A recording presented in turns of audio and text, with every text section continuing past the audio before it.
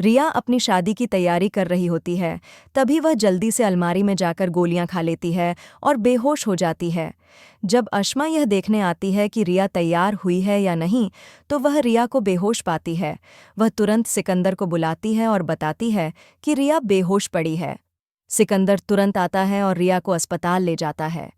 Doctor बताता है कि रिया की हालत बहुत गंभीर है।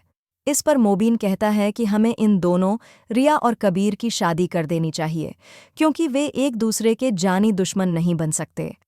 तभी डॉक्टर आता है और कहता है कि रिया कबीर को बुला रही है। सिकंदर कबीर से कहता है कि वह रिया से जाकर मिले। कबीर तुरंत रिया से मिलने जाता है। रिया कबीर से कहती है कि उनके घरवाले अब उनकी शादी के लिए मान चुके हैं, जिस पर दोनों बहुत खुश हो जाते हैं। जल्दी ही सिकंदर वहां आता है और कहता है कि वह दोनों की शादी की तारीख फिक्स करने वाला है। वह कबीर की अम्मी के पास जाकर कहता है कि वह दोनों की शादी करवाना चाहता है। इस पर कबीर की अम्मी कहती हैं कि पहले अपनी बहन से पूछ लो। सिकंदर अपनी बहन रिया से पूछता है और रिया कहती है कि हाँ, वह कबीर से शादी करना चाहती है। इसके बाद मोबीन कबीर से कहता है कि वह रिया को शॉपिंग पर ले जाए। कबीर रिया को शॉपिंग पर ले जाता है, जहां रिया अपनी शादी की सारी शॉपिंग कर लेती है।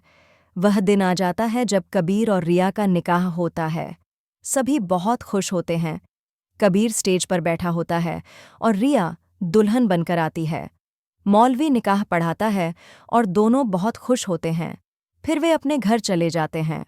घर पहुंचने पर कबीर रिया को मुंह दिखाई का तोहफा देता है, जिसे देखकर रिया बहुत खुश हो जाती है।